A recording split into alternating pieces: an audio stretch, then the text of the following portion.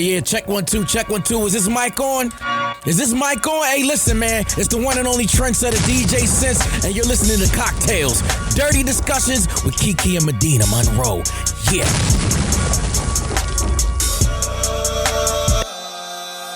Today's cocktail is called I'm Not a Regular Mom, I'm a Cool Mom.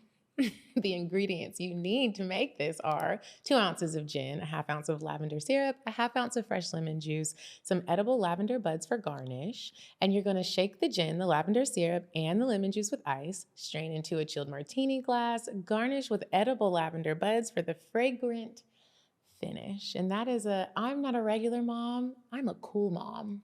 Yeah. Welcome back to CockTales Dirty Discussions, you guys. Hey, y'all. I love a good lavender drink. I've been drinking the ones at Starbucks. I love a cocktail with it. Now, it's so funny because I love a lavender cocktail. I tried the lavender Starbucks drink and I was like, who put Which this one? together? It was the matcha one? No, not the matcha. Just the chai tea. latte. Oh, I didn't do the chai tea. I did the chai tea latte with it, and I was like, this is so cute. It's springtime. I was so mad, but I still drank it because it was Starbucks and it was $10.11. It was that shit is $10.11. I like the little oat milk latte. But yes, any announcements for you this week? I just want to remind everybody, get your tickets to the cocktail making class. Go to the link in the description and make sure you come and let's make some cocktails. Yes, and I want to remind everybody to please join the book club. We are reading The 7 Husbands of Evelyn Hugo, and if you love a good scandal or you just want some girl chat, it's all remote. We have a lot of fun. Please join the book club. It's patreon.com/Kiki said so.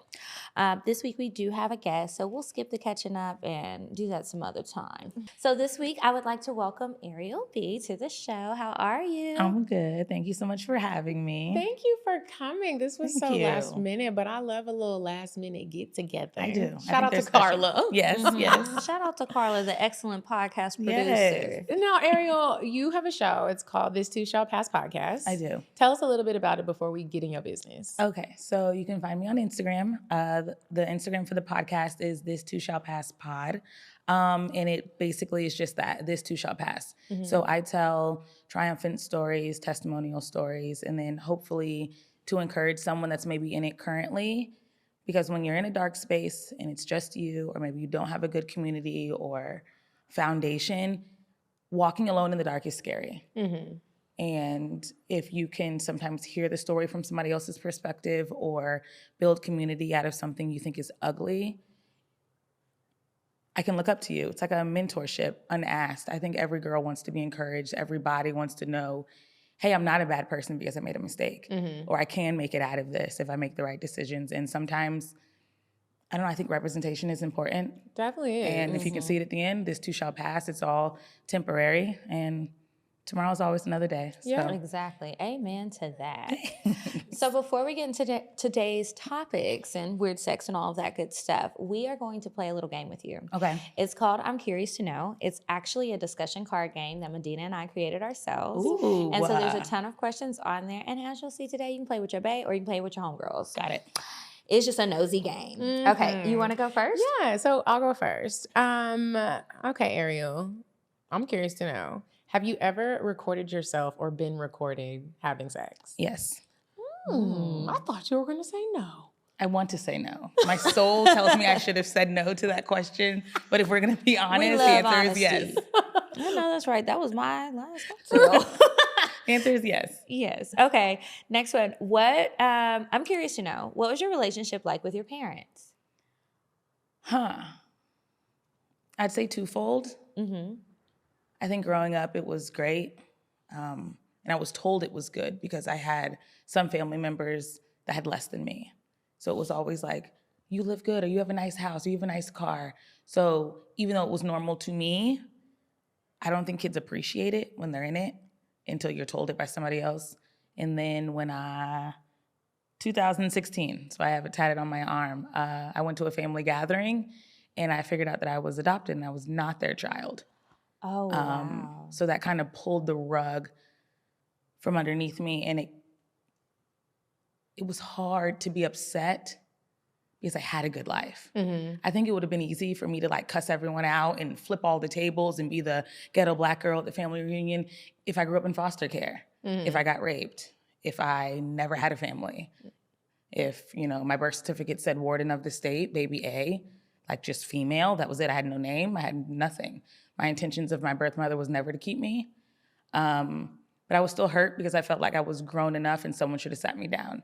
Did they end up sitting you down after that? Like, okay, let us tell you. They told me after I was publicly embarrassed because a drunk uncle said it out loud in front of everyone. I didn't know. I already had 4 children by then. I was already going through a nasty divorce. So it was like that icing on the cake to make me kind of like just check out. That is what, were y'all able to fix that though? It didn't turn into like a now I hate you. I don't hate them. I had a great life and I still have a good relationship with them, but it's hard because I feel like because I had a good life, I shouldn't complain and you shouldn't be upset. And you shouldn't question me because I gave you everything you asked for. So we just never spoke about it. I'm adopted. I figured out I was adopted. I had to beg them to give me the information for me to find my biological mother. But did we ever sit down and me say, hey, this really hurt me? No. What are you mad for? You had Did a good you want life. them to initiate that, or you tried to initiate that, or you didn't want? You were like, I'm not going to have a conversation if y'all don't initiate it. I would bring it up, and I brought it up several times. It was just never. It was always just disregarded. Wow, that is a shock. Yeah. So yeah, it's heavy. I love my parents, and I know you only get one set of parents usually. I did find my biological mother. I was scared to do that too, because you never don't know what the devil's door finding. you're knocking on. You don't know what you're looking for. And even my closest friends were like Ariel too, saying the same thing. You had a good life. What if you find your biological mother and she was a crackhead, or she never wanted you? You're gonna go looking for someone and you don't know why they gave you away. But something in me was just like, just look. If she's a crackhead, then she's a crackhead. Yeah. I'm not a crackhead, but I still want to see. Maybe she did love me. Maybe she wanted to know I didn't slip and drown in a pool, or that Did you I was find raised her? well. I did. I found her on Facebook. Wow. I did. Was she receptive to you? Like, did She you actually was. get to meet her? She had 3 other children after me, and she looked for me every year and waited for me every year after 18 and never got the phone call. It was a closed case. She had legal obligation to never reach out to me. She had no right to find out who I was, what my name was, what school I went to, and she was 45 minutes on the other side of town. That's wild. I'm so glad that you followed your own feelings I and appreciate didn't listen that. to everybody else, because you wouldn't have known that. I appreciate And that. you could have had those thoughts stuck in your head for the rest of your life, and that Yeah. wasn't the case. This is why I love the game. I'm curious to know. Really, I'm 'Cause you not trying to never know plug, how but to like the go. conversations, you don't know where it's going. And imagine if we were trying to marry Ariel, or we were dating her, or we're thinking about sleeping with her tonight. Like, we're learning so. Like, from one card, we learned a lot, and y'all need to get the game because y'all need to learn a lot. Yeah, because y'all don't always be learning. We can tell from the advice emails, y'all aren't asking questions. Y'all- This will help you. I know it's hard sometimes to ask tough questions. But you got to do it. All right, this is my last one, Okay. Ariel. I'm curious to know, how often do you need to talk to someone you're dating? Ooh. Is it in the getting to know them phase? Like, is it in the beginning? Let's say it's like beginning, but sliding into like, y'all like each other. Really y'all, bad. yeah, y'all do like each other. You starting to think like, you're not asking what are we, but you're starting to think like, I'm about to ask My him. toxic trait is I need to know that I was thought of. I need to know that, hey, did I cross your mind today? I do not want to text you every day, hey, so how'd your Wednesday go? And you've never checked in on me. So again, my spirit wants me to say, oh no, I'm not bothered. It's fine. You don't ever have to contact me. But I know Every day. I want a good morning. I want a good afternoon. I want to check in, especially if we're not going to physically see each other. I don't think a text is that hard. I don't think that's toxic. I think that's normal. I think, again, we live in a world now where everybody's like, and don't be texting me if you not getting me the Birkin. Yeah. And if you don't got a plan, and if you say, how are you? These are it's normal to Okay. be like, I like you, we like each other, I haven't heard from you in a few hours, the fuck are Communication you? is Not very like that, important but to just me. like, hey, I was check gonna say, in no, wait a on minute, me. not in a Yeah, few not hours. like that. Not like that. You took that off the deep end. But yeah, I don't think it's anything wrong with wanting Yeah, I'm the to same hear way from somebody every day. Yeah. And if you don't, that's okay too, because and then you just know that we not a match. It's about 'Cause you- knowing what you need. I It's when the agree. people act like I don't need to hear from you every day, Yeah. but really you do want to hear from him every day, and now you mad because he thought you didn't think. and you listen to me say I don't need that. Right. But you Resentment. do, so Yeah. that's fine. Right, you listening to the rap girls. You want to talk to him, and it's okay. And it's okay. Okay, my last one is, what is your dream vacation?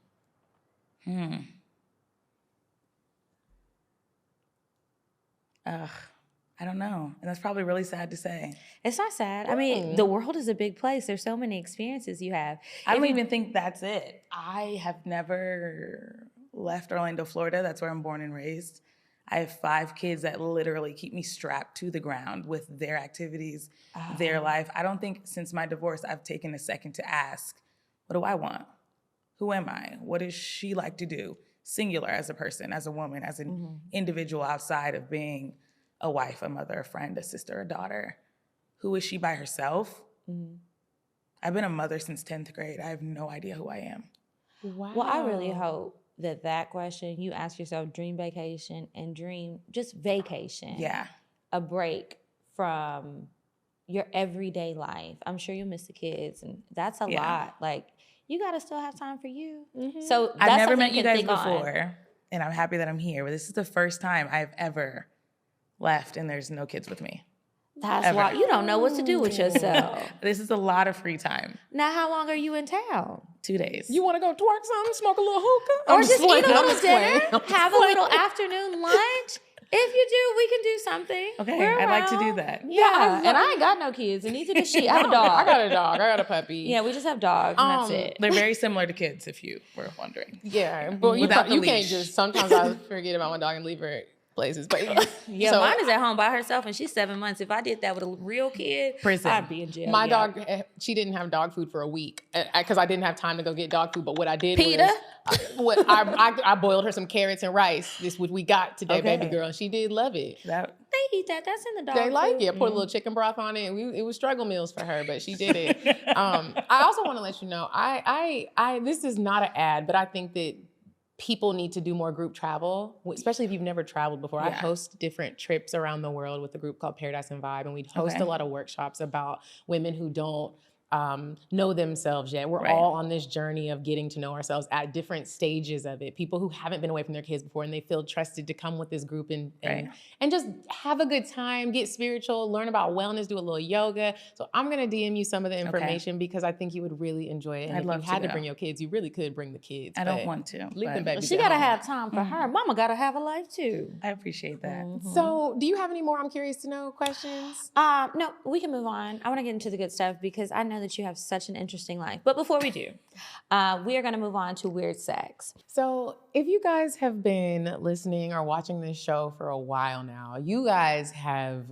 first of all, you're OG cocktail listeners, and you have heard me talk about one of my most embarrassing moments in life.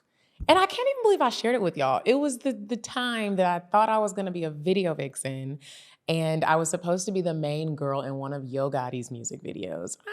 I was so excited, right? No, because that became my universally known stinky girl moment when I smelled like dog piss and fish. Do y'all remember that? It was like, and I didn't know that I smelled bad. Everybody around me knew that I smelled bad, and they demoted me from like, there was 2 main girls. It was me and another girl, and she ended up getting the shine herself because I was the stinky girl. That moment has lived in my mind since it happened. And I just couldn't believe that I smelled that bad. And I also couldn't believe that Lumi, we didn't know about Lumi yet. If I would have had Lumi, I could have used the whole body deodorant bar or the lotion or had my wipes, wiped my vagina and my behind my kneecaps with it because it's okay to use on your private parts. Lumi could have saved my life that day. But it's okay, I'm delivered. I use it now. I'm no longer the stinky girl. And they give you 72-hour coverage, you guys. I really needed it back then, Kiki. I understand. Whew, some rough times. Now, Lumi offers a starter pack for anybody who isn't quite sure where to go or you just want to re-up on your products. The Lumi starter pack comes with a solid stick deodorant. It also comes with a cream tube deodorant, 2 free products of your choice, like the mini body wash or my personal favorite, the deodorant wipes. And it also comes with free shipping. So a special offer for our listeners is that all new customers who are using our code CockTales, that's CockTales, all new customers get 15% off of all Lumi products Plus, with our exclusive code CockTales, you get a discount. You're already getting the discounted starter pack. So that totals about 40% off, which is a really good deal. We all need deals these days. So you guys head on over to LumeDeodorant.com. That's LumeDeodorant.com and use our code CockTales, CockTales. And you can combine the 15% off that you'll get using our code plus the discounted starter pack that's going to come out to over 40% off. And you don't have to be the stinky girl at the music video shoot, at home, working out, running errands, nowhere. Just make sure you click the link in our description box below and use the code CockTales. And now we'll get back to the show. You said a man is not a necessity, a man is a luxury. Like dessert. Yeah. A man is absolutely not a necessity. Did you mean that to sound mean and bitter? Oh, not at all. I adore dessert. I love men. I think men are the coolest. But you don't really need them to live. So this week's Weird Sex, I tell these stories about these crazy things. This one is a short one because I knew we'd want to talk to her a lot about a lot of things. I just want to remind y'all again, maybe this series for the month of May will be, y'all stop doing shit you're not supposed to, okay? Last week I was telling y'all about sticking things up your butt that are not specifically for your butt. It could end up in your damn stomach. Then you got to have a surgery and stuff, and you just going to be on life support. You could fuck around and have sepsis and die. Because what, you wanted to get freak nasty? Wow. Get the anal toys if you're going to do the booty stuff. And also, for this week, people with penises. I want to remind y'all that if you're not a medical professional, if you're not a doctor to prescribe the drugs, don't be taking stuff and mixing your own concoctions together. Stop lying to the doctors about what's going on with your body. Be honest. The doctors are saying, and we knew this, but I need y'all to come in close and listen to me. Stop taking erectile dysfunction drugs when you don't need them. You think it's cute to have your little ding-a-ling all hard all day, but that shit is going to break. It's going to fall off. It's going to turn purple. And it's going to be looking like an eggplant for real. And you don't need that. Especially, you just don't need it, okay? People do that? Yes, and so this patient came in. I told y'all, I don't know if I'm saying this word right or not because I'm not a doctor, but the doctors told me to tell y'all this message. Priapism, priapism, I don't know, is when you fuck around and your dick is too hard for too long and you're going to have some issues. It could literally lead to you needing a penile implant because you have totally lost the function in it because you were trying to be a freakazoid for the night. You cannot take multiple drugs. When you go to the doctor and they ask you what drugs are you on, you need to tell them about your blood pressure medicine, or you need to tell them about your antidepressants. You need to tell them if you thought you could take Viagra and Cialis and get a penis shot in your penis. Because what happened to this guy is his dick was hard for 4 hours, right? And so he finally decides to go to the ER. Again, they never want to go to the ER immediately. Yeah. But he had taken Cialis, he had taken Viagra. Those are 2 different ED drugs. And then he also had gotten the shot in his penis. What's wrong with you? I don't know how he got all of these. I guess he was seeing different people, or maybe he bought them off the street. I don't know. But anyway, he didn't need any of them. He didn't actually have erectile dysfunction. So it's hard for like 4 hours and then it's starting to hurt. So he gets to the hospital. And when you get to the 4-hour mark, that could end up being permanent damage, right? And lots of different things can happen. Luckily, the doctor was able to drain the blood out to relieve the erection, and he's gonna have to he can't have any of those drugs, and he wasn't able to use it for a while. It wasn't working. So he really did end up with erectile dysfunction, but he had to go through his healing process, and that could be a lot of y'all. And I just know that people be popping those things like Skittles, and you have got to stop because y'all are gonna break those little pee-pees. And it's no sense in having it hard if you don't know what you're doing anyway. And that's another problem. But we'll get to that another day. That's it for Weird Sex. Make sure you send me more stories about the crazy things that you're seeing at work, in the ER, at the hospital, because I want to know. Now, we'll get back to Ariel B. Okay, you guys, before we dive into the topics for today, we do just want to take a moment to give a quick little trigger warning for some of the content that you might hear today. We are going to be mentioning domestic violence. So if that's something that's going to trigger you, turn the episode off or keep watching. You might learn something. But also, if you are dealing with domestic violence, I just want to encourage everybody to tell a friend, tell a family member, seek help in the way. We'll that you're put supposed some to. numbers in the description box if you don't have somebody that you can trust, and websites with more resources, because we do hope that you're able to seek help. We went from weird sex to everyone, please. Yeah. We just talk about all sorts of things. You never know what you're going to get. It's just like a real friend group. Like we just, you go from talking about busting it down, and then somebody's crying because they text somebody they weren't supposed to text. And now we got to all rally together. Now we're talking about you you don't know if your parents love you, and we're all just, you never know. It's like a Girl Scout meeting. Were you in Girl Scouts? I was really bad at it. You were bad at it? How were you bad at Girl Scouts? Bad at Girl Scouts. Did you not come? You didn't sell no cookies. Maybe. Did you do all the steps? That might be how you could be, because I was a Daisy, then I was a Brownie, then I was a Girl Scout. No. Okay. What did you do? What level did Whatever you enter? my mom registered me in, I didn't want to do it. And it's a summer camp program, started that way. She needed to go to work. I was just going to say, I'd be understanding some of the reasons why parents throw you in. So they're like, I got to work or I need a break. You go Try into Girl this out. Scouts and you're not quitting. So sell the cookies. Have a new experience. Yeah. Walk with your friends, stay on the sidewalk. All right, Ariel. So who are you? What's your status? What's your dating status? What you doing right now? How you feeling? My name's Ariel. I'm 33. I'm single. I started to say twinsies. We are not 33. I be forgetting how old I am. My bad. So do I. I've just stepped back out there dating-wise. Okay. It's a little toxic. Okay. You're toxic, or just the dating world is toxic? I think just the people I've ran into are toxic, so let me not label everyone. I have 5 kids at home, super busy. What's the age range of your children? They are 16 through 4. So I have a 4-year-old, a 9-year-old, an 11-year-old, a 13-year-old, and a 16-year-old. So I have everyone from preschool, elementary school, a middle school, and a high schooler. And are all of these babies from your previous marriage? No, the last 3 are. Okay. And how did we meet previous marriage man?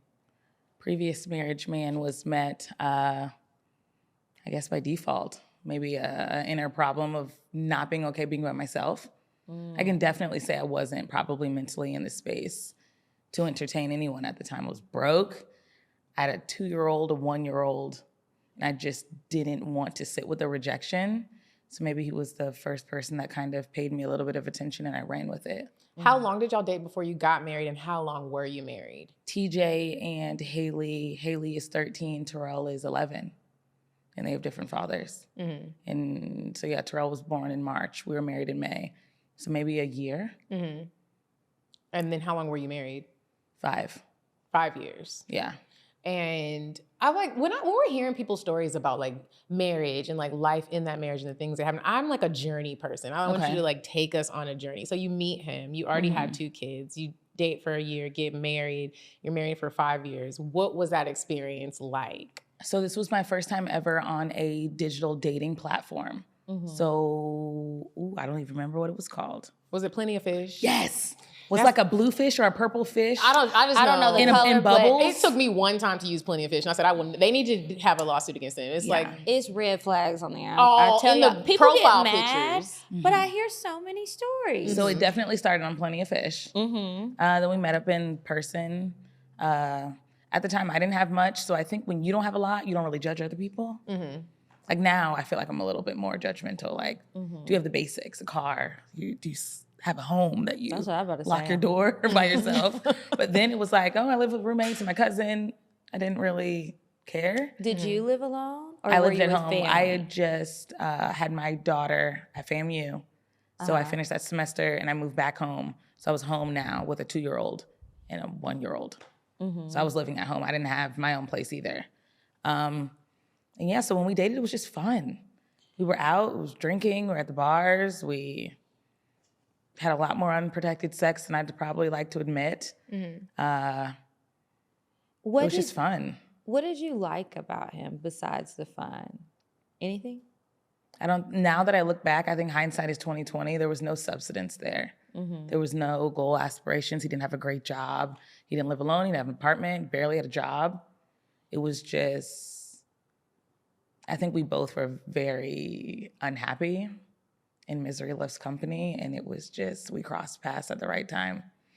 Did you notice any signs when you were dating him that, and I'm only asking this question because someone might be listening to this and be like, I'm dating someone who has some of these traits, or maybe sometimes people will say things like, oh, he just pushed me, but he not, or he has an anger problem, but it's not that big of a deal. And they ignore some of the signs before you commit yourself to them through marriage. Like, did you see any of the signs when you were dating him, or was it like y'all got married, it seemed great, and then one day he just snapped? I know naturally about myself, I'm a fixer. I never cut anyone off, friends, family. If I feel like you have something I can love you through, I can support you through, I don't know, there's a therapist here or a doctor here. I've never been the one to cut people off because maybe I felt like I was damaged. I had young kids. I was a young mom, and I didn't like when people outwardly just judged me. Oh, she's trash. She's going to have a hard life. She's not a good person. So I always kind of overlooked red flags when I probably shouldn't have. With him, I can just say he had an issue with the anger, but it was only associated with the drinking. When he didn't drink, he was a completely different person. So yeah, it was physical and yelling and screaming, and he had a hard time processing his emotions. But alcohol only lasts so long. Sobriety comes in the morning. So in the morning when it comes with, oh, I'm sorry, here's some flowers. Do you want to go to breakfast? It won't happen again. It didn't until he had another drink. How often did he drink?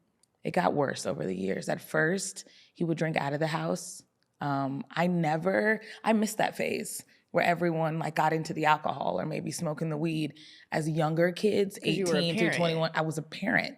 I was pregnant at 16. So even though me having kids young, people looked at it as a default, it curved me from a lot of things. A lot of friends that I was good friends with got wrapped up in trying shit at a party or drinking a lot or, hitting somebody else's something just because they're in the moment.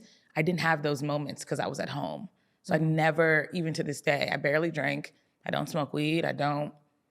It's just, I missed that phase because of motherhood. So you didn't miss nothing. It's good that you Thank missed goodness, it. yeah, because I wish I would have missed a few things myself. Right, like but my kidney is probably gonna this go out liver, any moment. baby, between the Dr. Pepper and the wine that I had I in should have college. missed the phase because there was a moment I thought maybe I had a little issue, but How did he end up proposing to you? If there was a proposal. It was not the cute ones you see now. Can tell you that much. Did you ever want the cute ones that we see now? Like, did you ever have the image, or were you like a woman where you were like, however it comes? No, I think in my heart I always wanted it, but it's hard to. I don't think I knew how to express that without seeming like bougie or you wanted a lot or you're asking for a lot. I always said I wanted to be married, and I let him know because I was pregnant with our son before he proposed, and I did let him know. I am pro-choice, and I will choose to get rid of this child because I do not, at that time, want to be a single mother of 3. I already had 2 kids. So if you're not going to be permanent, this isn't somewhere you see yourself, you don't want to be here, I'd appreciate if you let me know so that I can make the right choice for me. And then I think that's what pushed him because it wasn't really thought out. It's kind of, I'm pregnant, we need to be married. Yeah, I'm pregnant. And so, like, what did by he Friday, say?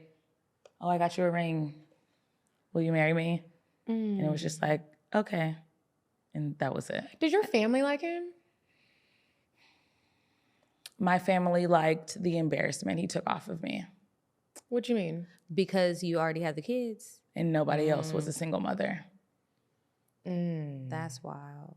We all come from good brownstones. Everyone lives in a $650,000 home or more. Everyone's 50 years deep in their marriage. No one has ever had a side chick. A woman had a baby out of wedlock. No, I'm sure if we do a little digging, somebody done did. The scandal never came out. Right. It ain't come to life yet. One day everyone when it has to 3 life, children, no more than 3. Everyone's married. Typical. Everyone has the same mother and father. Nothing, not an error, not a scratch. Everything on the surface was pristine, and you're the error.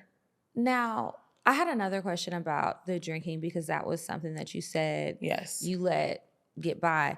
Did you ever think it was normal, the behavior that he had when he was drinking, since you weren't really a drinker and you weren't out You're not having those experiences to compare it to anything. I didn't have the experience to compare it, but I knew that my father and my uncles drank. If we were in social settings or alone, they just never had the anger part associated with it. So you didn't think it was So I just normal. felt like maybe it was something he'd grow out of, or something I could love him better through, or maybe he's drinking because he had a bad day, and then he lets that bad day emotion while he's drunk take control of him. So if I love him better, if I'm a better girlfriend, if I'm a better wife, or the house is cleaner, maybe the kids are quieter, he won't turn that way. But it happened every time, and it got bad. It got worse every time.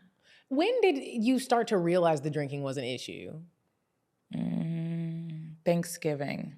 And y'all were already married? We were already married. How many years in? Maybe 2 years in, if I'm guessing. They say like the 2-year mark when I don't know if it's applied to marriage, but when you live with somebody or you're in a relationship with somebody, that's when like all the truth typically starts to come out. You can hide it for up to 2 years. Yeah.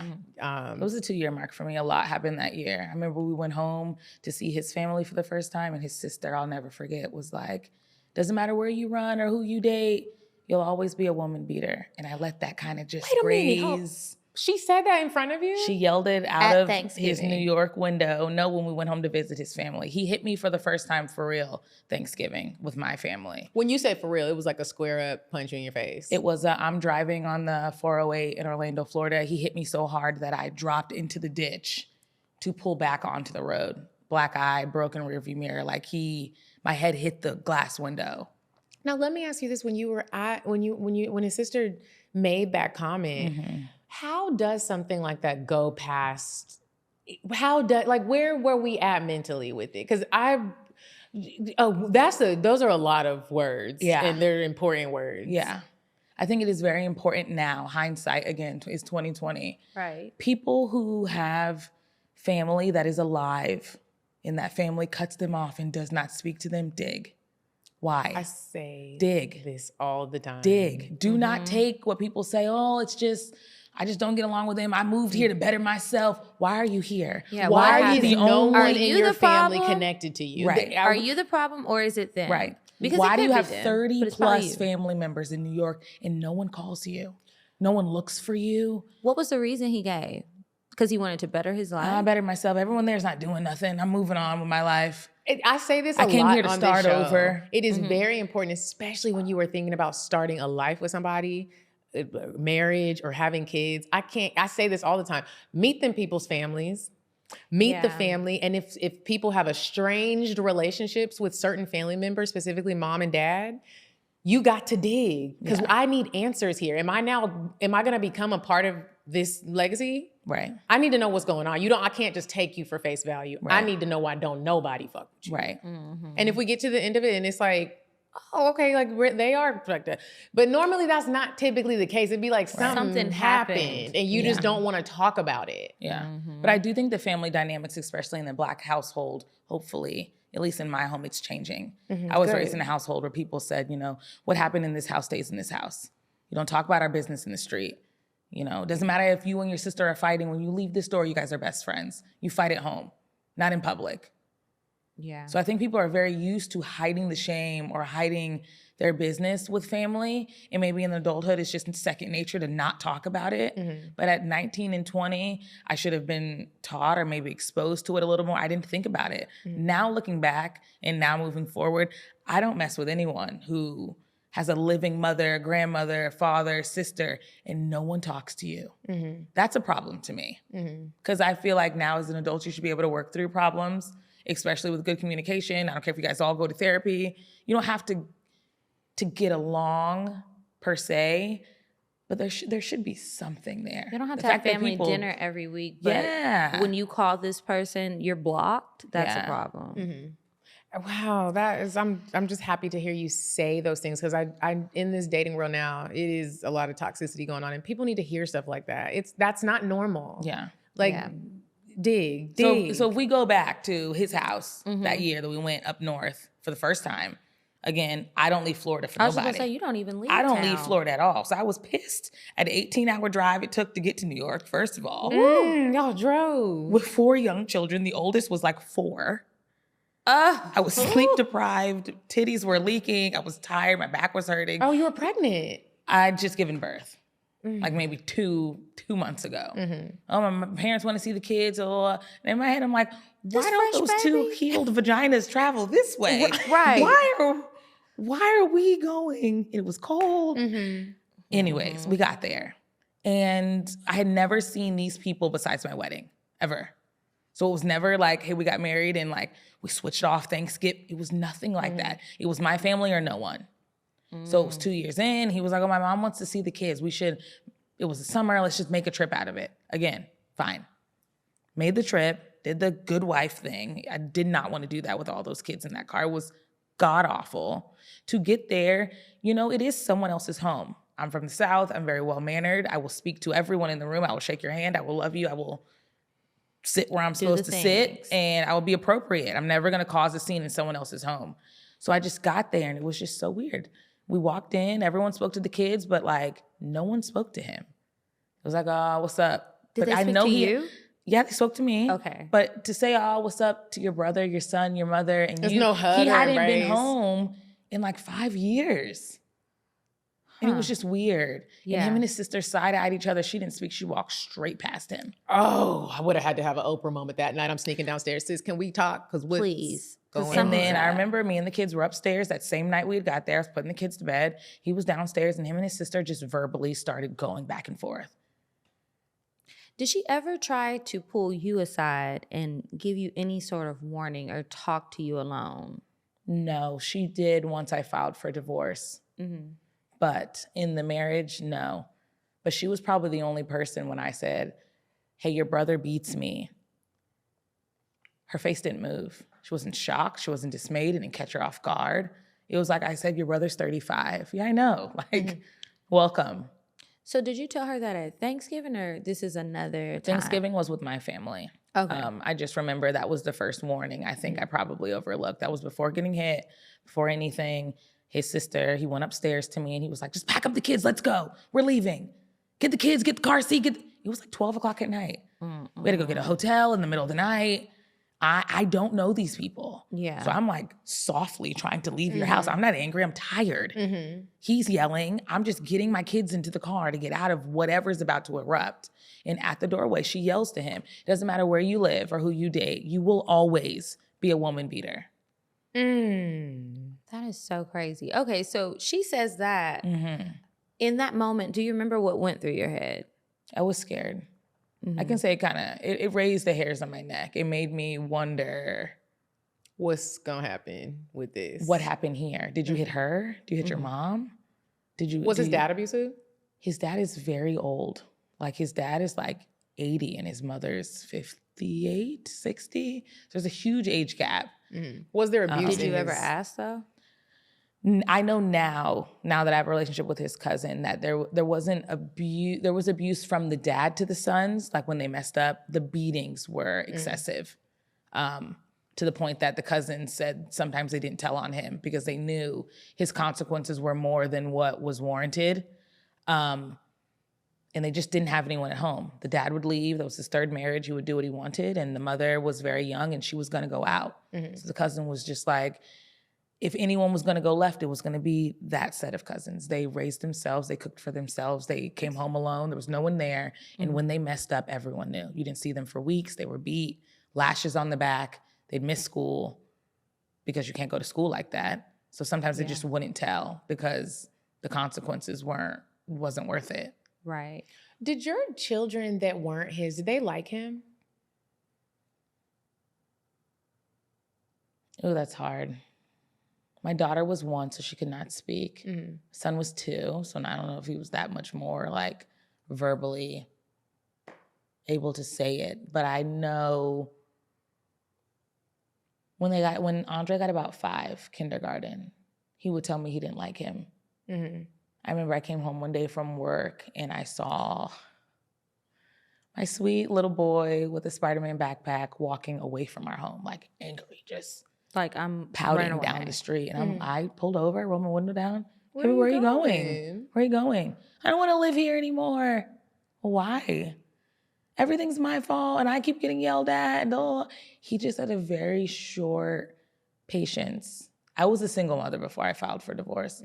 It got so bad to a point that I didn't know where your breaking point was. And it didn't matter if they were your blood or not your blood. It was like everyone could get it. And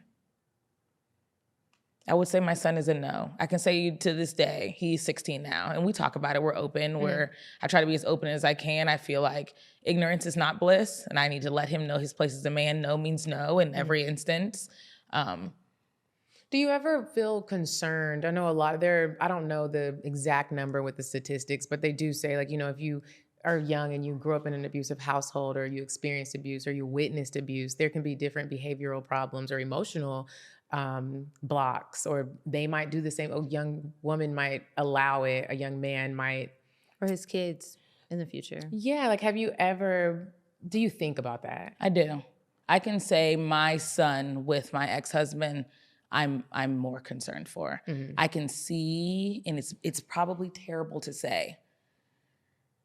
We be honest here on CockTales. Some traits are genetic. The anger, the not wanting to speak, not emotionally present all the time is genetic. So I can think that the only thing that I can do as a mother is notice it and not turn a blind eye and not say, oh, well, if I love him, someone else will. No, it's not appropriate that you talk to your sisters like this. I don't like that you're the only one yelling and screaming and throw things in my house. I got him in therapy. We're in Black men mentor groups. I try to not fill the void of his father because I feel like that's ignorant to say, but I try to put as many positive Black male role models in his life that I can. And I don't turn a blind eye to behavior that I know I wouldn't want my daughter susceptible to from someone else. So my first son, he's 16, and I can tell you now, he's told me, oh, I wasn't really scared of anybody. You know, your boyfriends were fine. Nothing really happened. He's like, just Terrell. He scared me a lot, just Terrell. And that was my ex-husband. Because he was there with his sister's dad. And he said, oh, nothing, he was fine. Went to the park, he was nice, he was sweet. I know you guys broke up and he just didn't come back anymore. He was like, it was just Terrell. He would scare me. And how did your family feel once you made that decision to leave him?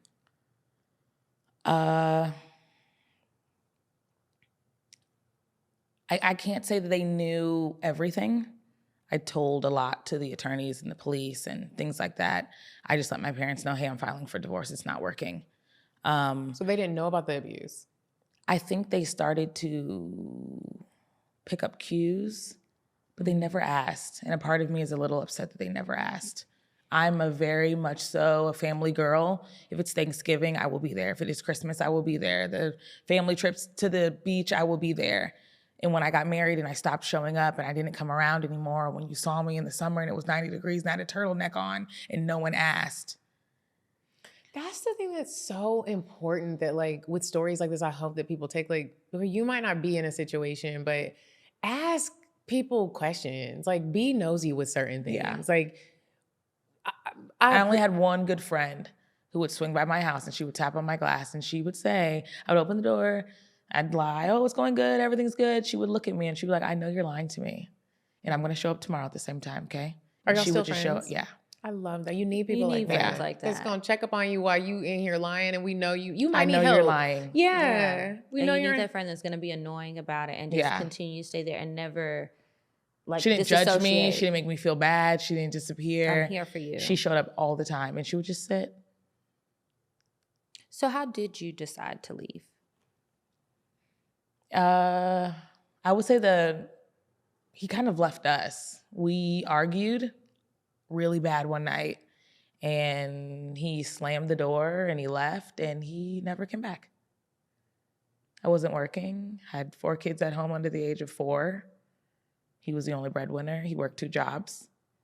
He left. Within 2 weeks, the lights were off. Within 3 weeks, we had eviction notice. Within 4 weeks, the kitchen sink, he had unplugged the dishwasher to force me to wash dishes by hand because I was running up the water bill to run the dishwasher. So when he pushed it back in, there's like a water pipe behind dishwashers. When he shoved it back in, it bent the pipe. But I didn't know. I've never pulled a dishwasher out, and that pipe was leaking. So we had black mold in the apartment. We had no lights, no food, no water, no air conditioning, and we had to be out in 2 weeks. So that was kind of my breaking point. I just called my dad and was like, hey, I'll talk to you about it when I can, but we need a place to stay. And was he welcoming? Was he like, absolutely, come on? He was like, I don't know what's going on, but sure. So how are you doing? Like, that's a lot to go 'Cause through. have And you're you in been your able to early breathe? 30s. Yeah. And you have children. So I know sometimes when people have multiple kids, let alone even if it's just one, them kids is a lot. I don't have any, but Yeah. I witness it. And it's like, how have you been dealing with this? Because even though you are divorced now. I am divorced now. And you are away from him, that's still a lot to unpack. Yeah, I'm Even- still presently going to trial.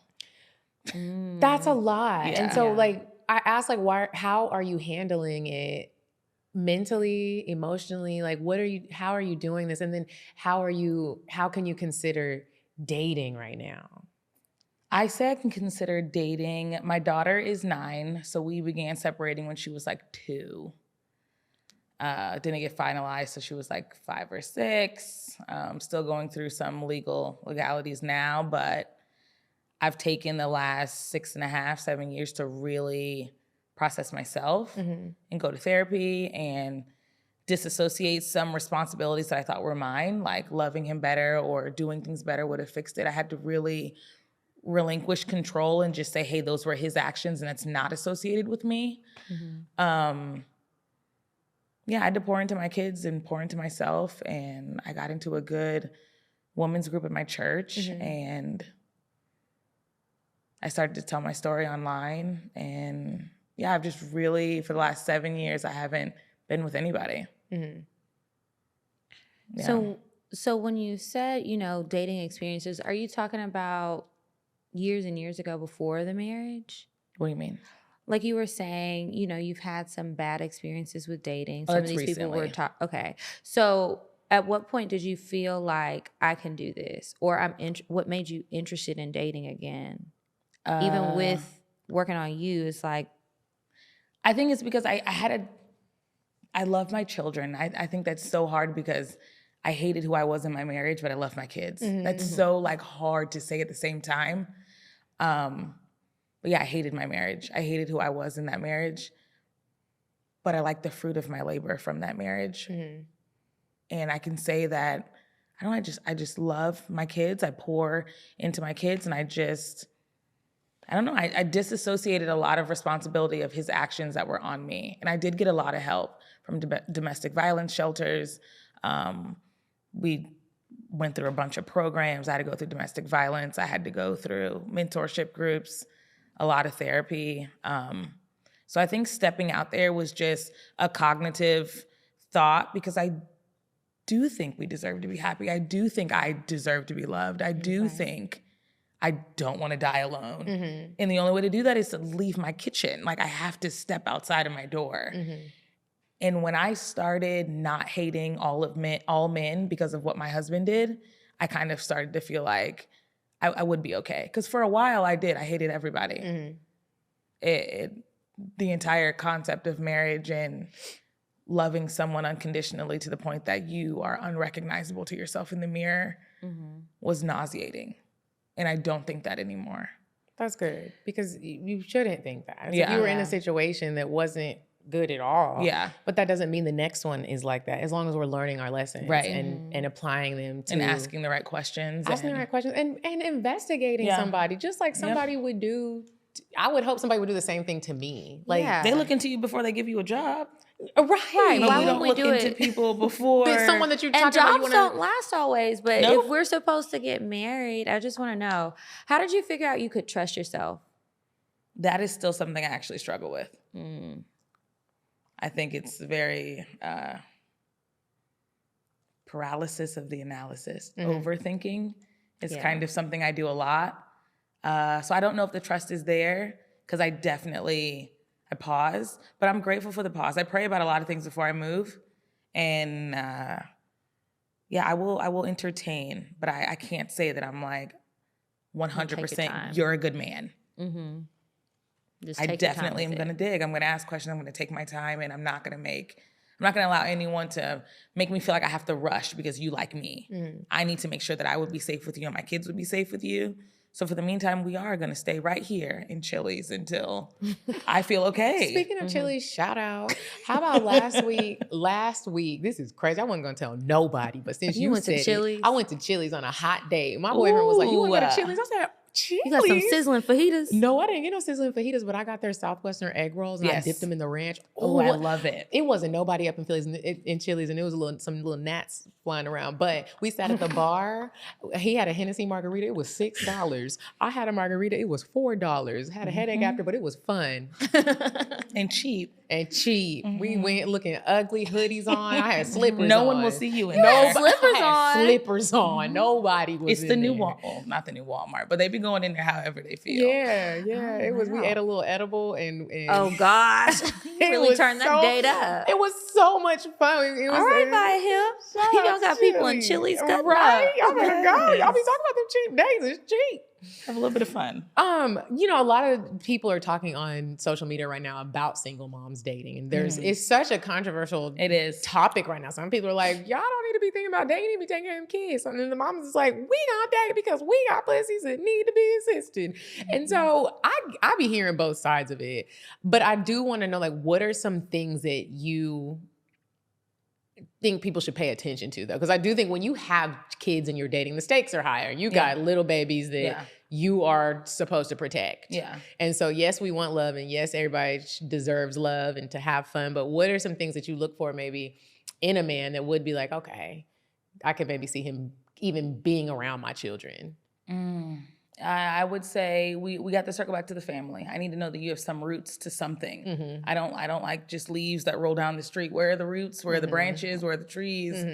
Who are you? Where'd you come from? Where's your foundational footprint? Even if it's not, you don't have Sunday dinner with them every weekend, but who are you? Because your friends aren't going to talk shit about you to the new girl. You know what I mean? Right. I can't rely on your homeboy to vouch for you because You y'all might lie not for even each be other. the real friend. Yeah, y'all lie for each other. So the family is a big thing. For me personally, I like to know that you have some spiritual connection. Do you go to church? Can you pray? What do you do in hard times? How do you process What's your that life? relationship with God like? Yeah, what is it like? Self-motivated. You have to have the basics: car, home, money, a job. And then I watch hard. The eyes, how they linger, how they're looking at certain people. I have to be very cognitive because I have babies and I have older kids. So I need to know that you aren't interested in 14-year-old girls. I need to know that Yeah. we are focused on the right things. I'm going to go to sleep in my house. So I probably will never have you over while I go to bed or I'm unconscious or around my kids. And I need you to know that's okay. I do need to have a relationship with this person before I ever introduce my children at all.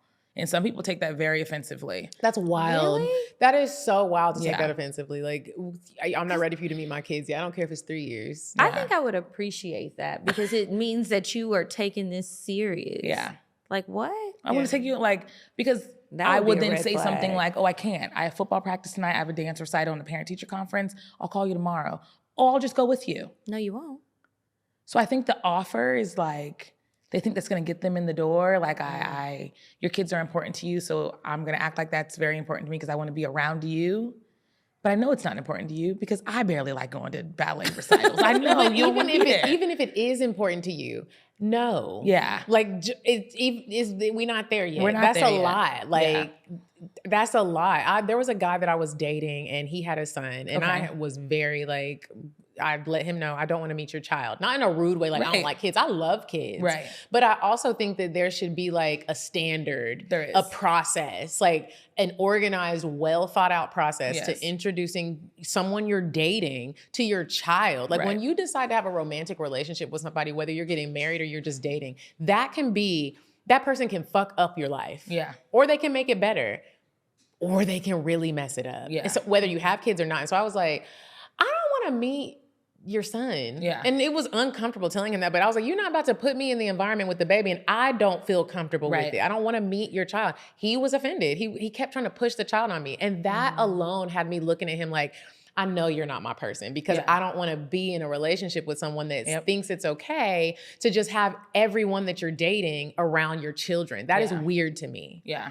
This is a child that cannot fend for themselves. You don't know me yet. You don't know me. You don't know if I'll pinch him or talk crazy to him or just trip him when he's walking by. Or just be mean. Like, you don't know that people are crazy and you should treat everybody as such. Yeah. We're not ready for this. I agree. Like, come on, think about the child. It's not about I'm cute and I'm fun and I'm good with kids. Yeah, you don't know what I'm really like in my core. Yeah. And I also feel like if you don't know where this is going, even if you have taken the time to get to know me, but you're still unsure about me, there's no reason for me to meet your little bad boy. Yeah. I don't need to meet him. Or your bad little daughter. I don't need to meet these kids, and why we got to hang out with these people and you're not even sure about me. So you're going to introduce me. Who else you introducing them to? What are you teaching them through these moments? That's the only thing that I feel like I really struggle with. Either a man has children or he doesn't. You know what I mean? The doesn't sometimes is a risk because you don't know how they will react with kids. They don't have them in their lives every day. But the ones that do have kids is also a risk. Like you just sprung up. Why are you trying to put another female in this kid's life and replace the mother or get some help so quickly? Can you not do it by yourself? Do you need me to help me? I've had men tell me, oh my gosh, I want you to be like a mother figure to my son. Why? I've never don't hire a damn nanny. I have 3 sons at home that need a mother too, and I'm out here with you. Like, and then it's very, I watch how they speak about the mother of their child. That is very important to me too. That's another one. I pay a lot of attention to that now because I will tell people, hey, I'm divorced, and I will leave it just like that. I don't pour into the domestic violence. I don't pour into tearing his character down. I don't pour into, oh, that nigga did this to me and fuck him and he ruined my life. But let me ask you this. If you dated someone and it got serious enough, do you think it's important that they do know that part of your life? Because the domestic violence, yes. Okay. Maybe not the anger I was in the moment when I left. The domestic violence, I do bring up once we've had some time, but I definitely start with, I'm divorced. Now, when you've been going on dates post-divorce and you're meeting these men, has anybody said anything or done anything in those areas, like whether they had kids or not, or I guess if they had kids, said anything to you where it's like, no, because they said this or because they showed me this, I know that this isn't right? Yes, I've entertained someone until the moment he said he has kids, and then he leaded with he has not seen them in 2 years. Why not? What was his response to why not? Oh, the mother, she just keeps me away from the kids, and I'm trying to pay the child support, but I don't have it. Okay. I finished my meal, and I didn't contact him again. You don't have the child support, but you're on a date with me. Make it make sense. I just feel like if you don't care about your seeds or your blood, why would you care about my kids or me or anyone else you're going to leave in this situation next? And it's not always to judge them, but I have to look out for myself. Right. It's okay if you are judging them. We live in the world getting too goddamn sensitive. I am definitely judging you. What? Where are them kids at? Why did you have time to figure this out? And you need to be on Indeed, not Plenty of Fish. Why did you smile when I said I had 5 kids? We haven't seen your 2 in 2 years. Why? Okay. You think you're going to get to play around with mine? I think the fuck not. No. Like, what? That's wild to me. What is the most important thing you think you've learned from motherhood so far? It's given me, I think when you become a mom, it makes you give your mom understanding and grace. I think when you're a child, you don't look at your mom as a person. She's just your mom. And she has all these rules, and she makes me clean up, and she makes me get good grades, and she has all these rules against me.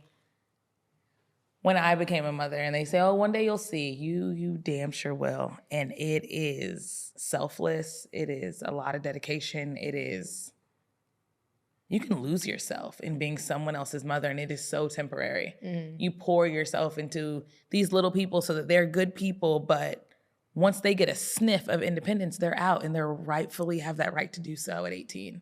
To say, hey, thank you for everything, handshake, and they're out. Kids don't owe you anything. I used to think when I was younger that my parents owed me, I'm your kid, take care of me. They don't owe you shit. No one owes you anything. What have you done to earn it? What's your worth without me? It just made me give my mom a lot of grace and a lot of understanding that, hey, maybe she wasn't being rude. Maybe that was her way of loving me. Or maybe she had a hard day outside of being my mom that day. How did her day go with her friends or her work or I did not see her as a person. I saw her as my mom, and that was it. And it's so interesting to look at your mom in the eyes of like, you're just my mom. And then when you get older and you learn certain things, it's like, wow, like, we don't know these people At all. Especially if your parents did a good job of like, there are certain things that you don't need to know as a Yeah. child. You don't need to know some of the nights that your mom was crying and the hard day. You don't, a child doesn't need to feel that stress. That's what I think. And when you get older and you start to see your mom specifically to me, moms are superheroes. They are the most important people in this world. And I won't have a comment after that. They are amazing. Like you said, not only do we give our body, you give everything else to just hope that this child turns out to be a good human being. Person. And you don't get a thank you. You don't get a thank you. It is a thankless job. I can't wait to be a part of that community because it's so important. Like to pour what you have into a little human that needs you for the moment. Yeah. Dang, I had a whole other point that I just went on a tangent. That's okay. I forgot. I have a question for you. Yes. If you could, because we do have to move on to Indecisive Diane and advice and stuff. Great convo. But I want to know if you could tell yourself something. You said you were 16 when you had your first child? Yes. Okay, so tell your 15-year-old self something. What would you tell yourself, knowing everything you know now? It's okay to love yourself. Just you. And I think when you get that first love, you kind of get wrapped up in it. I don't know, there's other people out there. I think it's very important to figure out who you are and maybe say no. I can definitely tell you I wasn't that interested in sex, but I felt like everybody else was doing it. And there's no way God's gonna pick just me and make me the pregnant girl in the school. There's no way that's gonna happen to me. Did your parents talk to you about sex? No. And to this day, my father tells me to this day, that was your mother's job. I thought your mother was gonna talk to you about it. I think it's both parties' jobs. You got to hear from a man. I think that your mom didn't talk to you. I had one period, and the next one didn't come. I didn't think anything about it. You just got started. I had one. You had your first blood. Wow, that's a lot. But I was having sex before the period. So when I didn't get the period after sex, it was like it was before. I didn't have it. So I had one, and that first one was super light. It barely lasts. You had a little liner. And then the next one just didn't come. And I remember one of my friends was like, one of my friends said something to me. And I was like, yeah, I haven't had a period in like 3 months. And she was like, Ariel, that's not how it goes. She was like, wait a minute. minute. I was like, what do you mean? And she's like, you're supposed to get it like every 30, and I was shocked. You were like, wait a minute, say what now? I stole a pregnancy test after school from Walmart and I peed on it and it said positive. Oh my God, I was can like, only I imagine. know you were in there about to shit a brick in Walmart. I wanted all the employees to help me. Like I just thought I was What dying. am I supposed to do? How am I going to tell my mom? I was recently listening to the Woman Evolved podcast, and they had an episode. It's an old episode, but I was catching up, and she had a Dr. Jill Wagner on. She was talking about, and I love hearing people talk about stuff like this because you don't realize how common it is for parents not to talk to their children about sex ever. Everybody's so uncomfortable talking about it. You think it's inappropriate to talk to your children about sex when in reality, if you don't talk to them about it, they're gonna get curious like we all do and get into some shit that is for adults. And it's like when you could just muster up the courage, get over the uncomfortable conversation and have the conversation so they're not just out here trying to learn and you don't know shit about sex. Like, I hope that somebody right now hears this. If you got a little 14-year-old, 15-year-old, you need to be talking about sex and not in a way. They're not interested. Yeah, don't think they're just humans. because you block that from them, it does not mean that they won't get access to the information, especially today. And talking to them about sex doesn't mean, Sarah Jakes had said she wished her parents talked to her about sex. And she maybe wouldn't have been so curious and listened to the songs. You listen to Lil' Kim and trying Climax by Usher. I had no idea what that meant. And now you're trying it. The boys know what it means. The boys are like, I'm gonna get that fresh little thing in between your legs. It's wet and gushy and nobody's had it yet. And now you're and then things happen. It's like you don't have to talk about it. The little boys are the grown men. And the grown men. You don't have to talk about sex in a way though that you're like licensing, giving them a license to have it. It's just awareness. They need to understand what it is. Exactly. And not just a fear-based thing either. It's not like, how you have your sex, body you get works. pregnant. You can get pregnant. I remember when I got my period and my mom talked to me. She said, you can now have a baby. I had to watch a video, me and my sister and my brother. And this is what your mom did? This is what my mom did. Outside of the school? Because some people are like, let the schools. No, my mom this was outside the school. I started my period when I was 11 years old. Wow. She was like, I need y'all to understand what can happen. Okay. And also, if anybody's touching you, if anybody, like those conversations are so necessary. They are uncomfortable. Even still, when I talk to my mom about sex, there's been things that have happened to me, and it's like, dang, I gotta ask my mom. She old, she probably knows some shit. Yeah. Open up and talk. You got a little weird smell in your vagina. Talk to your mama. She know. Yeah. No, I knew sex meant, or at the time, all I knew about sex was, you're a woman now. This is what you will need when you're on your cycle. Here's Like a pads, pad, here's a tampons. bag, here's sanitary items. You are a woman now. Never laced it with a woman means that I am dropping eggs and I can get pregnant, or what protected sex was, or where the thing even goes. I learned how to have sex by another 16-year-old boy. And you think that's such a far removed And they don't be thing, knowing like nothing. But this is still like a recurring thing. We got to keep spreading that message. Talk to your kids about sex. I wish we could have the conversation for you to them, but we can't. We have to move on to Indecisive Diane. Would you stop thinking about what everyone wants? Stop thinking about what I want, what he wants, what your parents want. What do you want? What do you want? It's not that simple. What do you want? What do you want?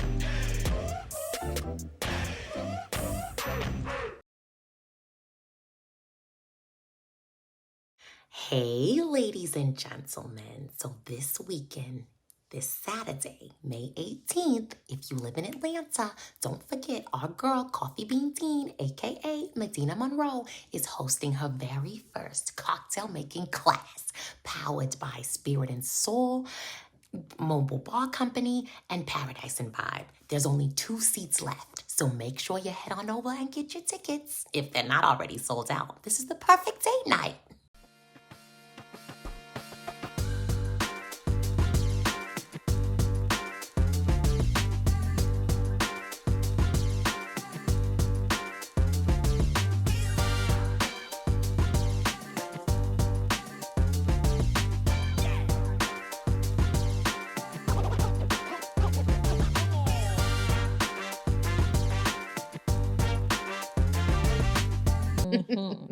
All right.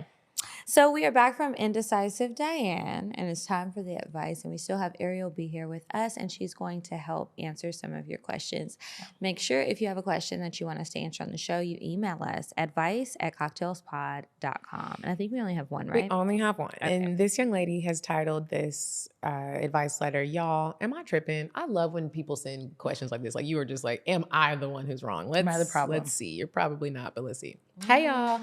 I recently started listening to you guys as I've become a podcast listener since I commute to work. The CockTales be having me hee-heeing and ha-haing all the way there. And I love everything about it and how relatable the tea is. I need your advice to figure out if I'm tripping or not. But I'm positive I'm not. I got married about 2 to 3 years ago at a young age. My man was in the military, and I think that explains it all. He's no longer in the military, and all I've got to say is, marriage definitely has its ups and its downs. I want to stick beside my man, but we've had this conflicting argument for some time now. Within the first year of us being married, he stated that he wants to move back home to Florida, which I am more than willing to accommodate to, but my problem is his mother, and let me explain why. When we first had this argument, I explained to him that if I moved to Florida during my coursework in school, I would have to start all over. I'm going to school for teaching, and at the time, had a little more than a year left.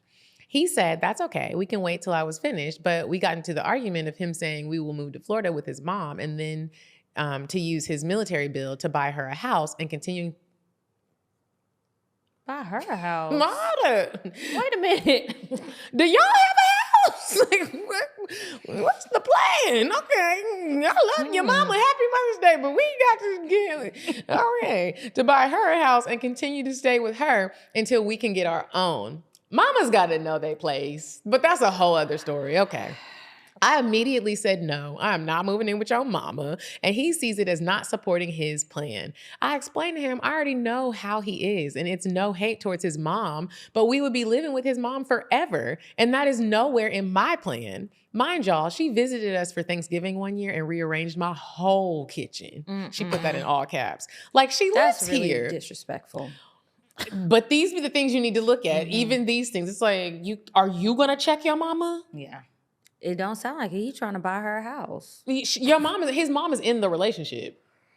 Hey, you this should ain't get the out. threesome I want. Okay. We eventually moved forward, didn't talk about it, and went through a brief period of going through a divorce, and now have pulled it back, willing to fight for our marriage and try things again. My problem is we are having this same argument now. The divorce got so far that we are in separate homes still. I worked my ass off to support myself and have proven that I don't need no man to get where I need to. Now that I'm supposed to finish school, I'm supposed to finish school the end of this year. He says the real question is, when are we moving to Florida? To me, there should be a plan within moving to Florida that we come up with together. He asked me if I want to move, and the answer is hell nah, but I'm willing to move there for him, as he has stayed here in California for me to finish school. He then gets into the fact of wanting to move to Florida with his mom. Girl, I mentioned that I wouldn't want to move with his mom for 1 to 3 months because he's going to get comfortable. And he says, no, we're moving with her into a home that accommodates all of us, his mom, us, and our 2 dogs, his brother, and possibly the grandfather for 1 to 2 years. I had to stop him because I know damn well it's the same thing. He's gonna get comfortable and say, why don't we just stay here? Which I do not want to do. Aside from not wanting to move in with his mom, I just think financially it's easier to move into our own home, even if it's an apartment, and bring in what we have instead of buying a new one. I've always seen myself getting married to a man that has a great relationship with his mother, and he does not. He can barely tell her thank you or hello, which does not sit right with me. But in marriage, I put that to the side and keep the relationship separate. That's also a whole other story. Anyways, he proceeds to say we will live with his mom 1 to 2 years, and then he is going to buy her a house. Crickets. Y'all, he has me even more twisted because he says he's had this plan since starting the military. And to me, I understand. I had no dreams of getting married at such a young age, let alone to someone in the military. I actually had a whole dream idea of how my husband and future life would be. Overall, his plan is putting his mother first. As she has been in and out of the hospital lately, I understand his concern of wanting to cater to her. But then how does he think I feel about me and my side of the family? I understand in marriage that my parents no longer come first, which I feel the same should apply to his side of the family. He tried to call me out because I'm definitely a female to say, fuck them kids. But that doesn't mean I don't want them in the long run. Overall, I think that moving to Florida is something that we can save for in advance while looking for a home and jobs while still being in California. His plan is to move with his family, accommodate his side of the family, and then accommodate our own family that I see in the future. I continue to ask him, what about our family? Because we agree we want kids in the future, just not right now. I already messed up the plan that I always had by getting married before being done with school. So now I plan to stick to the rest and have a nice set life before having children. I have a bedridden father with multiple sclerosis and a diabetic mother in her 60s who takes care of him. I would do everything I could for them, but being that I am married, my mother and I understand that my marriage comes first. FYI, when we were in the divorce process, I was speaking with my mom about putting my name down on a house with her, and when we pulled it back, she understood.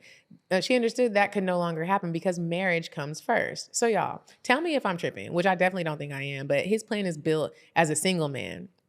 His plan is built as a single man or to marry a woman who has no choice but to live off of him with little goals and willing to only follow his. I support my man. I do. But I definitely think our living situation should be something we agree upon. He's leaving me with little to no choice and says I can stay in Cali and wait, which he's crazy as fuck if he thinks I would trust him for 1 to 2 years as he goes to Florida by himself. Cheating was one of the reasons we got the divorce. Okay, there's a lot of things we need to talk about. I may be moving to Florida unsure of what to do for work or how to transfer my degree to a new state, but I know that I can find something in the meantime to figure things out.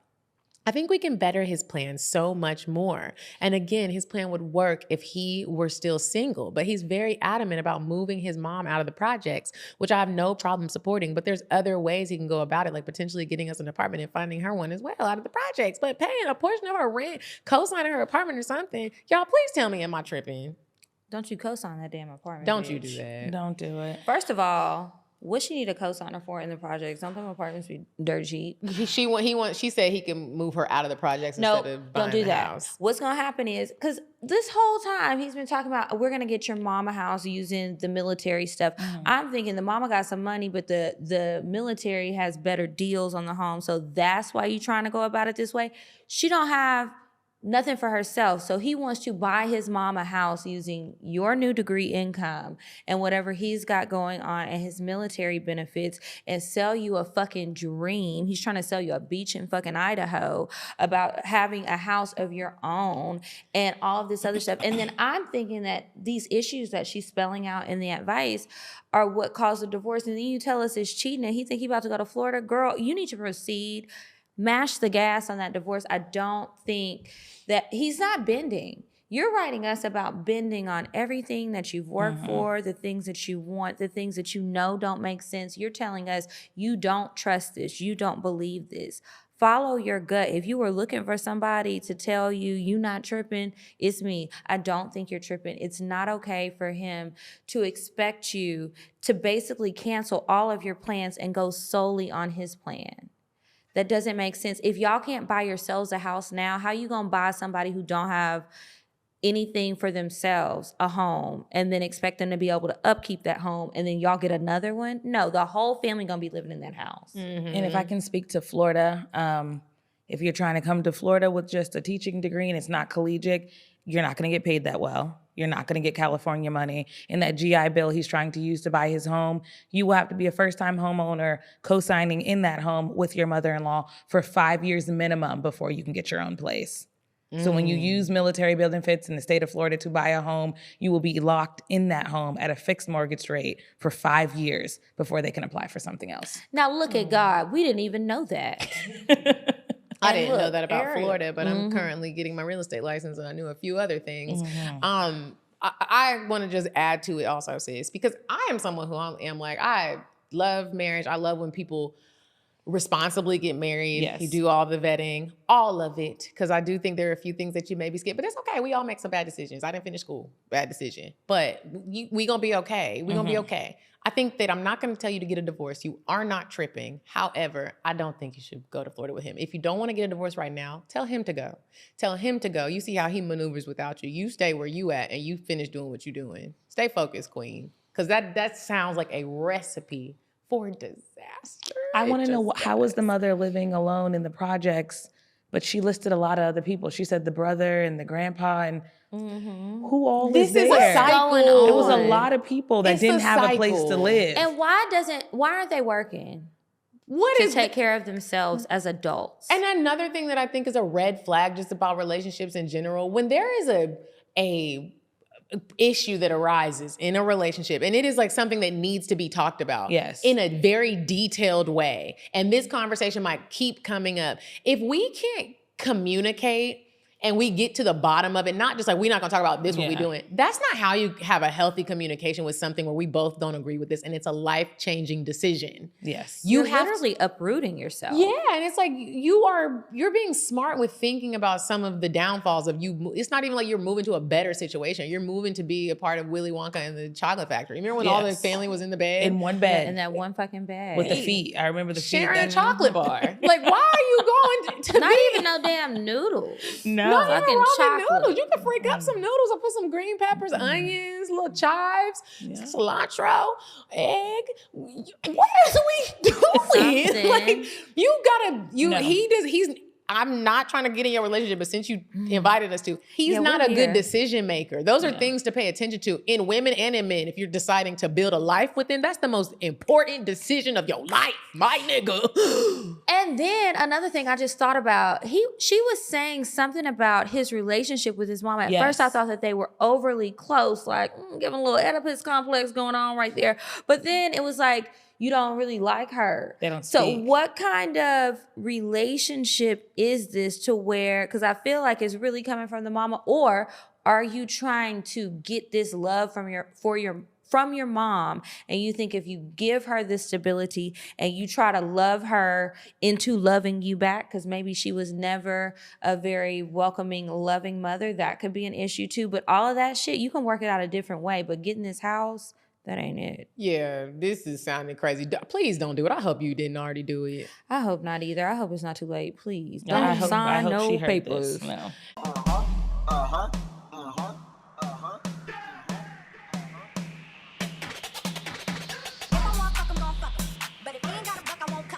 Spend $100 on me, it ain't nothing. Want a double D, so stuck it. Back to the point. Is it some cash in the Once upon a time, not long ago, I was a hoe, was a hoe. Anyways, it is time to move on to the cocktail portion of the show. We're going to let our girl Ariel B share a cocktail, if you have one. If you feel like you have shared so much and it was a little draining and you don't really want to share a cocktail, and we're not even going to force you, but if you feel you got something You good. might have a little something light. I will give you a good story because, you know, I think we need a good turn of events, you know. Okay, we're going to end on a better note. Fun. Let's circle back to child father number 2 in Tallahassee, Florida. Okay. I am a rattler. I went to FAMU. Okay. Loved it. HBCU. That was like the greatest time of my life. I think I grew up in Orlando, Florida, and I was always the fly in the milk. Went to great schools. There was like 8 Black girls that went there. Everybody was Spanish. And everyone was Spanish or white, and I knew them 8 girls at the back of my hand because it was just us. So when I walked on FAMU campus, and it was like, you can smell the shea butter and oil sheen from like the light. I have never felt so white until I went to an HBCU. Like, it was nothing like, oh, everyone has natural hair. Oh, everyone can wear a wig, or everyone can braid in. Everyone. It was the most grounding, probably, experience I've ever had. I've never been more proud of the skin I'm in, the complex of my skin, my hair. I loved everything about it, but that's not a part of my sex story. So here we go. I was just really happy there. So let's paint that picture. I met my daughter's father. He did football, and I was a cheerleader at FAMU. So we both went to the summer conditioning course that they have every summer before college starts, or the semester starts in August. We were dating. He probably... Okay, so I have 3 children's fathers, but the second one, he's probably the only one that I can really say I took my time with. Like, I got to meet his family, we really learned a lot about each other, and I feel like even though we did not work out and we broke up, to this day, he does what he has to do for his daughter. He's never called me out of my name. It's never been toxic, disrespectful. He's genuinely a good co-parent. That's what I would like to say about that one. And yeah, we were college, we were broke. We were maxing out our student loans because then they send you checks in the mail for the difference. And you get those Baby, you refund can checks. buy some wigs, you can buy a car. Why would I return that money? Get the That's another thing y'all need to talk to the kids and about. we were ignorant. We were 19. We were poor and ignorant. So we were maxing out. FAMU got their money, and you got thousands of dollars in the mail. That was it. And every college campus had a little Chase Bank or somebody saying $1 to open bank account. Everyone thought they were balling. They really did. After this experience, we never did this again, but it was just so embarrassing. Like, my vagina's clenching. We were in the mood. It was track and field night. Everyone had kind of gone to their dorms, separating. The dorms that I lived in on campus was not co-ed, so it was only females in that dorm, and men had to go to the men dorms. There were some that were co-ed, but you can only get in those junior and senior year. We were freshmen, so we were in separate dorms. They need to just keep it that way. They don't even need to have no co-ed. I was so happy I never lived in a co-ed dorm. I lived in a co-ed dorm. You did? Oh no, mine was all girls, top to bottom. Patty Foot was the smallest dorm. The rooms were like jail cells, but it was so much fun. Again, back to what I was saying. We were in the mood, track and field night. The lights had went off, and yeah, we were just in the mood, and I just knew we weren't gonna get caught if we just went for it. Out in the open, like we were, like it was Eliza Thornberry, like we were in the wild. I can't even believe, we just went under the bleachers. I was like, okay, it's dark enough. No one can really see. I'm like a peeking kind of bitch. Like, I'm looking through the cracks. I don't see anybody. There's no one out here. So, okay, we can get a quickie in real quick, and then that'll be it. I'll walk to my dorm. You'll walk to yours. Nothing will happen. The moment I slid my shorts down, security guard rode by on his little golf cart and his little click flashlight, and I was like a deer in headlights. And you got Bottom your booty out, his dick's out. We're sitting. There's no way I can play this off and say we were doing anything but exactly what you see me doing. And he just shook his head behind that flashlight and held his head there. My soul seeped out of my body. Mortified. Were you trying to rush and pull your pants back up? First, I froze like a deer. That's what I would have You done. can't see against the flashlight. It was so bright. I just froze. Oh! How long do you think you were frozen for? It had to be a good 30 seconds. Ooh. I was mortified. Did he make y'all was he like, get up and go home? Technically, he was supposed to call campus security. You're supposed to get a ticket, like a sexual misconduct. I guess you go to court, all kinds of shit.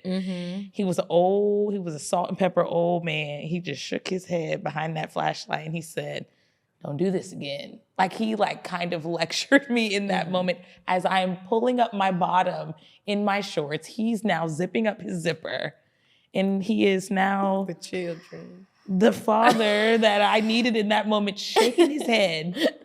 And he waited until we he parked his golf cart and He wasn't waited for you to get playing. all your belongings and gather yourself.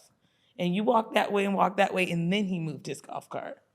I'm glad you didn't have to go to court, though. Me too, because that would have been worse. It would have been really bad. It was a good story to tell all my sisters in the dorm. We used our financial aid checks to get a hotel every time after that. That is So we wild. definitely helped the economy in Tallahassee to pay for the little rooms for the night. Yeah. I never had sex outside in public in the wild like that again. I don't like having sex outside in public now as a grown up. Ariel, thank you so much. That was a good cocktail. That was a good Thank one. you. That was you. a very good cocktail. Thank you for joining us. Thank you for sharing your story. We appreciate it. We sending Yes, you thank vibes. you. We praying for you. Happiness, relaxation, everything that Finding you want. yourself Thank and you having so some time much. outside of mommyhood. I appreciate you opening your platform to me and allowing me to speak with you guys. I really honestly do appreciate it. If anybody might be going through what you've been through as far as domestic violence, what advice would you give them before we end? Every state has a section in the domestic violence for the United States of America. There's a program called Harbor House. They are a program that helps remove domestic violence women and children from bad situations. I know in the beginning of the episode, she said to look into your resources and things online. If I can send you guys the link, Harbor House is in every state in America. They're in every courthouse in America, and that is their job, to help you and your children be removed, no questions asked. They help you restart your life. You have to be willing to leave, though. So it is a cognitive choice that you have to make on your own before you call them. I think the only thing I can say is before I found Harbor House, I didn't know how important it was to clear your search histories, ladies, if you're looking for a way out. Your cookies, your last open browsers on your phone or your computer or your tablet, clear them. Before we finally took that step, he kind of knew it was coming. And it didn't end a little, we could have I could have saved my ass a little bit there, but I didn't think about it. I was just such in a panic to find any resources to go. But the best thing I can say is if you feel comfortable enough to speak to somebody, speak. It's not your responsibility how someone else processes their anger as they put their hands on you. You are valued, you are loved. You deserve to be here. If people want to keep up with you, how can they find you? I'm on Instagram personally, _Ariel B, or you can find my podcast, This Too Shall Pass, also everywhere podcasts are listened to, YouTube, and Instagram is This Too Shall Pass Pod on Instagram too. Thank you so much for joining us. Thank you. Thank you. And you guys, make sure you are following us on Instagram. We're at CockTales Podcast. I'm at Kiki Said So. I'm at Coffee Bean Dean. And until next week, you guys, goodbye. Bye. Goodbye. Bye. Bye. Bye. Bye. Bye. Population. Goodbye. Bye. Bye. Sweet on the dry. Bye. Bye. Bye.